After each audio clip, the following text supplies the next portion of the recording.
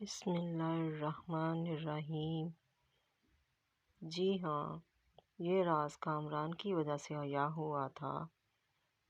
کامران جب سے یہاں آیا تھا، شروع کے اس کے دوست ملاقات کرنے چلے آتے تھے، لیکن اب عرصہ ہو گیا تھا، کوئی پوچھنے نہیں آیا تھا۔ کامران قاتل تھا، قتل کے جرم میں یہاں آیا تھا، لیکن بقول اس کے وہ بے گناہ تھا۔ جب میری ڈیوٹی رات کی ہوئی تو میں نے کامران کو دیکھا۔ یہ راتوں کو سوتا نہیں تھا، رات بھر دیواروں سے باتیں کرتا رہتا، ان کو تکتا رہتا، شاید ضمیر کے ساتھ محو گفتگو رہتا ہو۔ ایک رات جب میں نے اس کے پاس آن بیٹھا تو اس نے اپنی کہانی سنائی۔ اب میں اپنے الفاظ میں کامران کی کہانی آپ کے گوشے گوار کرتا ہوں۔ میرے سوالوں کا جواب مجھے مل گیا تھا، شاید آپ بھی کسی ایسے سوال میں گھرے ہوئے ہوں تو آپ کو بھی جواب مل جائے گا۔ کامران امیر گھرانے کا چشم و چراغ ہے، دولت کی ریل پیل تھی۔ اللہ تعالیٰ کی قدرت ہے کہ کوئی تو منہ میں سونے کا چمچ لے کر پیدا ہوتے ہیں اور کوئی پیدا ہوتے ہی منحوس کہلائے جاتے ہیں۔ ہمارا معاشرہ اپنے عقل سے کسی کو کیسے نوازتا ہے تو کسی کو کیسے، کسی کی پوجا کی جاتی ہے اور کسی کو منحوس گردانا جاتا ہے۔ کامران اکلوتا تھا، اس سے پہلے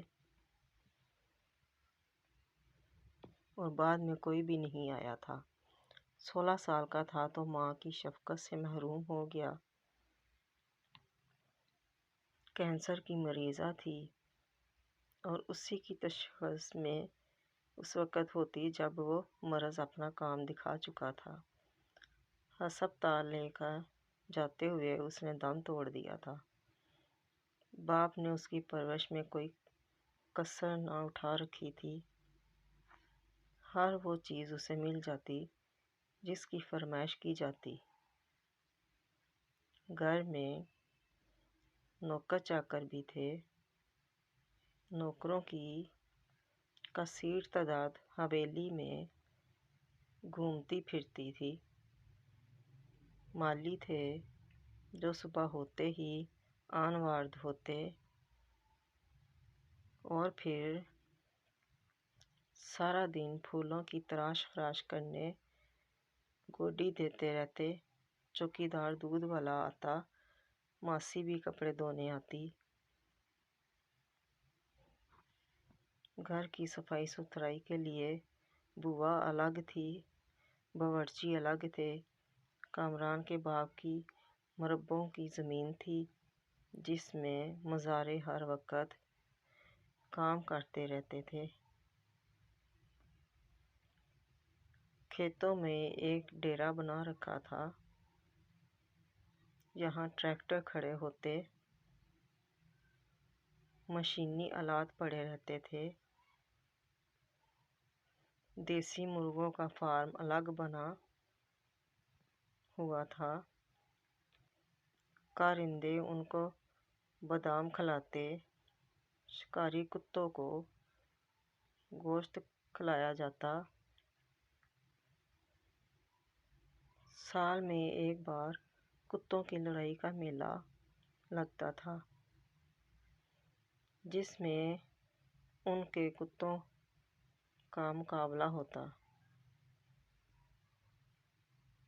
دیسی مرغوں کی لڑائی تو ہر مہینے باقاعدگی سے ہوتی۔ کامران کے باپ نے دونوں شوق پال رکھے تھے، اس کے کتے ہوں یا مرغے، مقابلہ جیت جاتے تھے۔ انسانوں سے زیادہ ان کی خدمت ہوتی۔ کتوں کو بکرے کھلائے جاتے اور اس گاؤں کے غریب مزاروں کے بچے سوکھی روٹی کے لیے ترستے تھے۔ عدل و انصاف کا نام و نشان نہیں تھا۔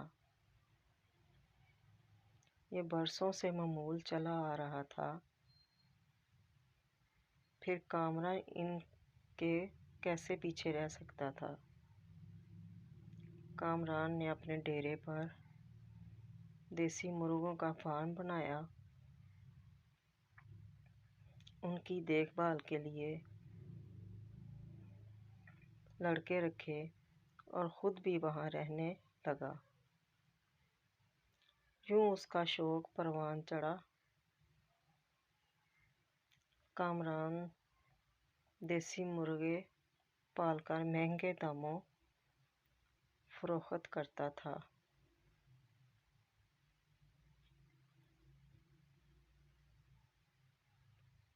ان مرغوں کو ٹریننگ دی جاتی، بادام، پستہ، مکھن، اخروٹ گھی میں بھگو کر کھلائے جاتے، دیسی چوری بنا کر کھلائی جاتی، جس سے مرغ خوب لڑتے تھے۔ ٹریننگ کے ساتھ داؤ پیچ بھی سکھائے جاتے، تربیت دیتے تھے۔ جب مرغوں کا مقابلہ ہوتا تو شوقین حضرات مقابلہ دیکھنے دور سے چلے آتے اور جیتنے والے مرغے کی بولی لگتی اور پھر ہزاروں میں فروخت ہوتے۔ عروج و زوال زندگی کا حصہ ہیں۔ عروج کو ہمیشہ زوال بھی ہے۔ عروج رب تعالیٰ دیتا ہے اور زوال اس شخص کی اپنی کوتاہیوں کی وجہ سے آتا ہے۔ کامران نے جب آنکھ کھولی تو عروج کا سورج چمکتا تھا، لیکن شب و روز کے بدلتے ہی زوال کا طوفان آیا اور سب کچھ بکھیر گیا۔ کتوں کی لڑائی کا دنگل لگ چکا تھا اور سیٹھ اشرف، کامران کا باپ،